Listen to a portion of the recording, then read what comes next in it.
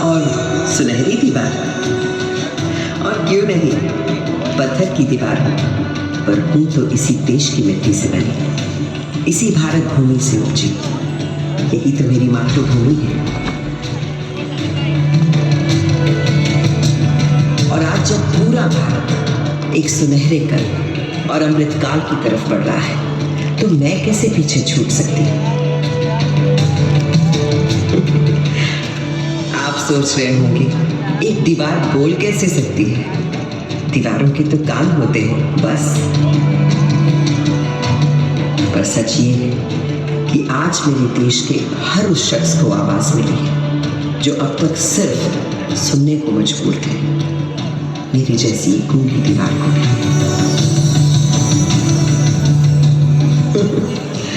ऐसा नहीं कि सुनहरा समय मेरी मातृभूमि ने पहली बार देखा।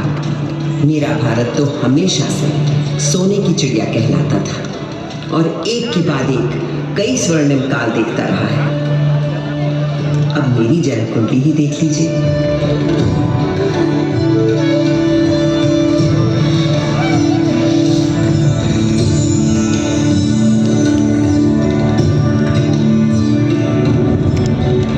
जिस सुनहरे समय में मेरा जन्म हुआ था, उस वक्त मेरे आसपास छेनी, हथौड़ी, संग तराशू, पत्थर कटों की ठक ठक ताल और संत कवियों के शहद से सुर, उस रसधार को बहाने वाले पूरे भारत भर से अनेकों कवि थे। इन भक्त कवियों में कोई हिंदू था, कोई मुसलमान, कोई सूफी, कोई शाक्त, कोई शैव, कोई वैष्णव। सबके आराध्य अलग अलग भाषा, पर सबकी भक्ति में एक ही परमात्मा, एक ही ब्रह्म, एक ही ओंकार के दर्शन सारे देश को हो गए।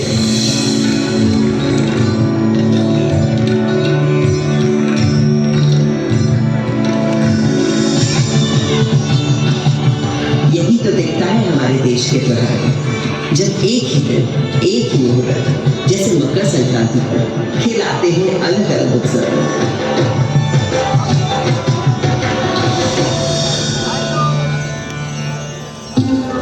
इस लाल किले को बनवाया था मुगल शहंशाह शाहजहां ने। बलुए पत्थरों से मुझे गढ़ा गया था और इस मजबूती से कि 400 साल बाद आज भी मुझे हिलाना नामुमकिन है।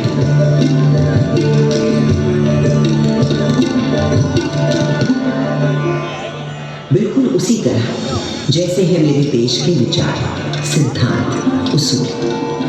असल में भारत सिर्फ एक देश नहीं है, भारत नाम है एक सोच। मुझे बनाने वाले मुगल तो हिंदुस्तान में मेहमान बनकर आए थे, पर फिर यही के होकर रह गए। भारत ने तो हमेशा हर विश्वास, हर विचार के लोगों को अपना समझकर अपनाया है और कहा है अतिथि देवो भव। मगर उससे भी बहुत पहले भारत ने कई स्वर्णिम युग देखे थे, जैसे था हमारे देश का वैदिक युग। सरित सरस्वती नदी के तीर बैठे जब ऋषि मुनि समिधाग्नि आहुति और यज्ञ तपस्या कर हुए सब प्रज्ञ। रचने लगे वो वेद पुराण, ऋग अथर्व यजुर और साम। शोध किए सब जीवन तत्व, खोज निकला प्रकृति का सत्व। जीवात्मा परमात्मा है एक, माया भ्रम से लगे अनेक। आत्मा अजर अमर अछेद, अनादि अनंत अखंड अभेद। वेदों को रचने वाले इन ऋषियों ने दुनिया को जीवात्मा, आत्मा, परमात्मा के जिस एक की बात हमें सिखाई थी, उसी को श्री कृष्ण ने धर्म क्षेत्र कुरुक्षेत्र की युद्ध भूमि में अर्जुन को सुनाया। जैसे पुराने कपड़ों को उतारकर मनुष्य नए कपड़े पहन लेता है, उसी प्रकार आत्मा भी पुराने शरीर को त्याग कर नया शरीर धारण करती है। इस आत्मा को ना तो शस्त्र काट सकता है और ना आग इसे जला सकती है, ना इसे पानी निकाल सकता है और ना ही हवा उसे सुखा सकती है। तब से आज तक आत्मा की संस्कृति ही भारतीय संस्कृति की आत्मा है और ओम की ध्वनि उस परम ब्रह्म का स्वर।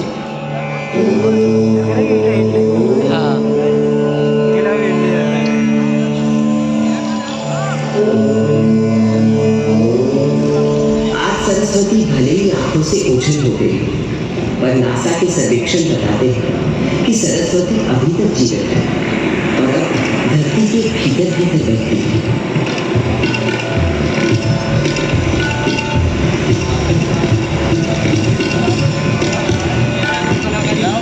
मेरे देश की शुरुआत तो उस वैदिक युग से भी पहले की।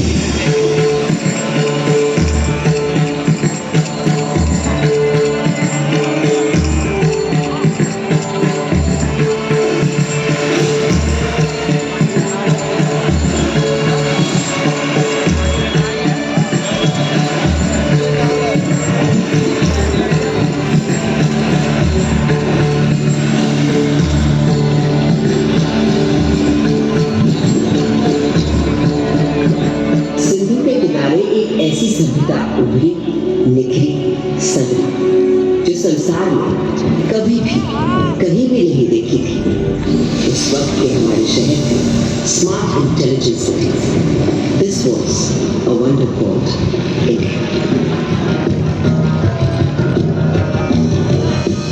5000 साल पहले जो बुनियाद सिंधु सरस्वती सभ्यता के समय डाली गई थी, वो आज हमारे भारत का आधार है।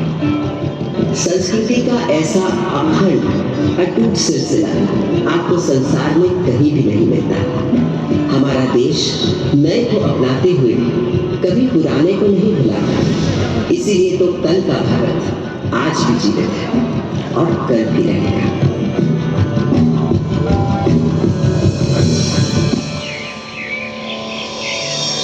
एक और बड़ी विशेषता है मेरे भारत की, सत्य की खोज।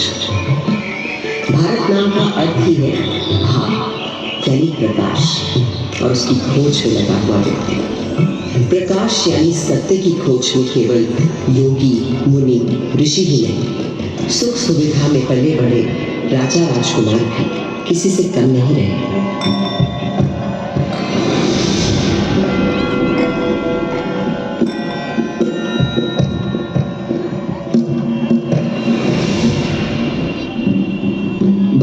दार्शनिक मनीषियों, गुरुओं ने जो आध्यात्मिक मार्ग दिखाया था, उसी को ठोस रूप दिया भारत भर में फैले तमाम राज्यों, साम्राज्यों में।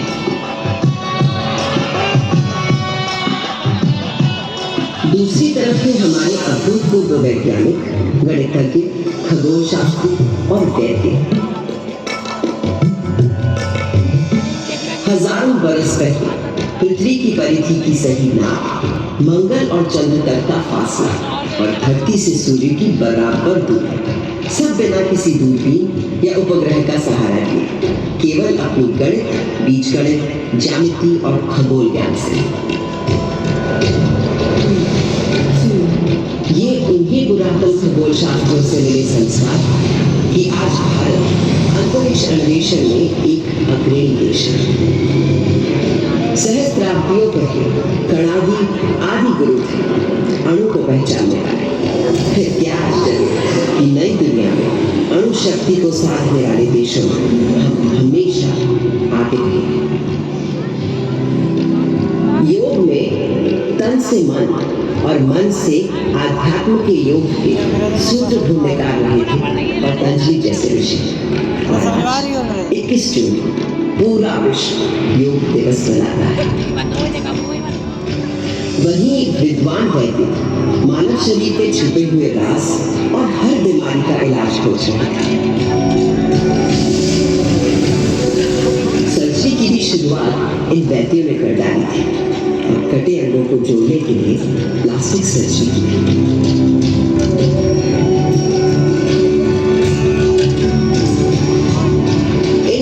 वैद्यों से मिली प्रेरणा ही तो है कि कोविड आने पर आत्मनिर्भर भारत ने कुछ ही महीनों में खुद बीमारी का टीका बनाकर 1 साल के अंदर टीके लगाया। ये दवा हमने दुनिया के और देशों को दी, क्योंकि मेरे देश का हमेशा से मानना रहा है वसुधैव कुटुंबकम, सारा संसार हमारा परिवार, वन वर्ल्ड वन फैमिली। तभी से भारत सोने की चिड़िया कहलाता था और यहाँ का बेहतरीन, बेशकीमती, बेमिसाल और हिंदुस्तानी हुनर कारीगरी के नमूने दुनिया भर में जाते और लोगों को रिझाते थे। संसार को तमाम सामान ही नहीं, शत दर्शन और चार धर्म देने वाले भारत पर कई लोगों की बुरी नजर लगी हुई थी। मगर जब विदेशी हमलावरों या किसी आतताई ने मेरी मातृभूमि के मूल्यों, धर्म और संस्कृति पर हमला किया तो माँ की लाज बचाने को मुंह तोड़ जवाब भारत की जाबाजों किसके नाम जैसे जरा याद कीजिए मेरी दिल्ली की पृथ्वीराज चौहान का पराक्रम। राजा पृथ्वीराज चौहान वीरों में था वीर महान, अजय मेरु से दिल्ली तक फहराता था उसका निशान। 8 बार था किया पराजित जब गजनी से आया गौरी, पर था दुर्भाग्य 9वें युद्ध में टूट गई वो पक्की डोरी। हमारे राजा पृथ्वीराज चौहान को मारने से पहले क्या आप इनका शब्द भेदी बाण का कौशल नहीं देखना चाहेंगे, जब यह बंद आंखों से केवल आवाज सुनकर ही शिकार पर निशाना लगा देते हैं। ये अंदर क्या निशाना लगाएगा? लगाएंगे महाराज पृथ्वीराज निशाना, बस आप आज्ञा तो दीजिए और दीजिए इनके हाथ में एक धनुष बाण। चलो ये तमाशा भी देख लेते हैं, इस काफिर के मरने से बेहतर दे दो इस अंधे को तीर कमान।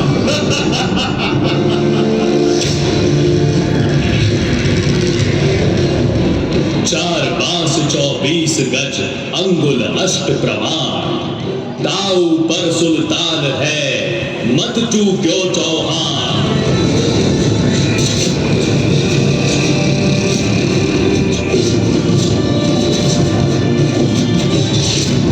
यूं मरकर भी उस राजपूत ने बचा लिया भारत का मान। धिक्कार है उन्हें मरा समझो, कायर जो जिए पिए अपमान।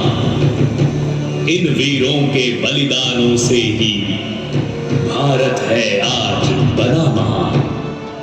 भारत के दुश्मन कभी समझ ही नहीं पाए कि वो हमारे शरीर को घायल कर सकते हैं, मार सकते हैं, पर वो भारत की आत्मा कभी नहीं मार पाएंगे। तभी तो आज जब इजिप्ट, ग्रीस, रोम, लैटिन अमेरिका की इंका, माया, फारस की अवस्था और चीन की पुरानी संस्कृतियां सब नष्ट हो चुकी हैं, तो केवल भारत की पुरातन संस्कृति, संस्कार, सभ्यता, धर्म, विचार, आध्यात्मिकता अभी भी जिंदा है, जावेद और जागृत है। आज भी घर की पहली रोटी गाय को दी जाती है। आज भी सुबह सुबह लोग चींटियों को आटा खिलाते हैं। हर घर आंगन पोल में चिड़ियों के लिए दाना पानी रखा जाता है।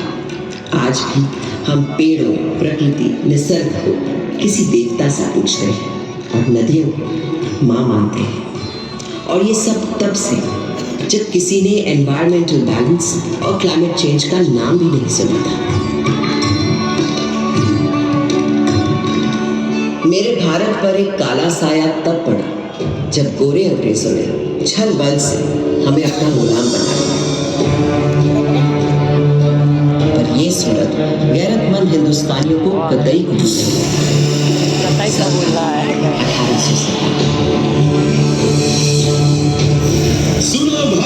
सुनो भाइयों कथा सुनो 57 की, कान खोल कर सुनो कथा है क्रांति के पहले सावन की। अंग्रेजों की धूप कड़ी थी, धरती पर थी आफत, 57 की गर्मी पाकर खिल उठी थी बगावत। सारे भारत में आग लगी थी, क्या झांसी क्या अंबाला, पंजाब बिहार अवध झारखंड दिल्ली हो या बंगाला। वो क्रांति भले ही कुचल दी गई, उसी दिन से शुरू हो गया था एक नया स्वतंत्रता संग्राम।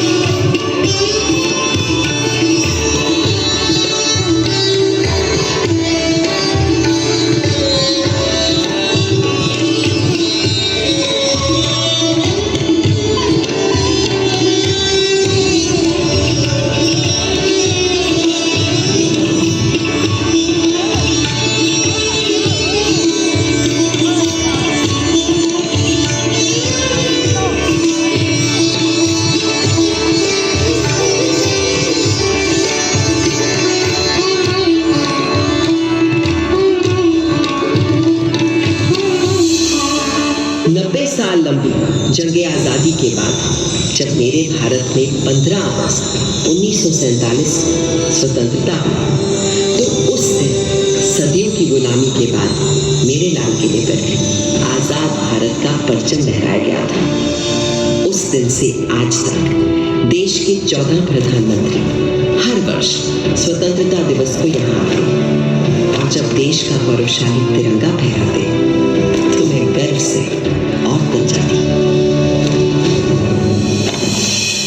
नव भारत ने था गढ़ डाला संवेशी एक खरा संविधान, सब जनगण को अधिकार दिए थी अपने देश की सोच महान। जब भूख लगी तो हरित क्रांति कर भंडारे भर गए किसान, शक्ति ऊर्जा के पूरण को अंतोड़ गए अपने विद्वान। देश की रक्षा करने को मुस्तैद हैं अपने वीर जवान, हर सीमा पर है डटे खड़े हो बर्फ पहाड़ या रेगिस्तान। जब प्यास लगी तो दूध की नदियां बहा गए अपने ग्वाले, आकाश अंतरिक्ष छूने को बढ़ चले अपने इसरो वाले। छुआ चंद्र कभी कभी मंगल ग्रह, ऐसे हैं मंसूबे अपने। भारत है करने आज खड़ा अपने पूरे सारे सपने। इस हिंदुस्तान की छिपी शक्ति अब ये दुनिया पहचानेगी और विश्व गुरु इस भारत को सारी ही दुनिया मानेगी।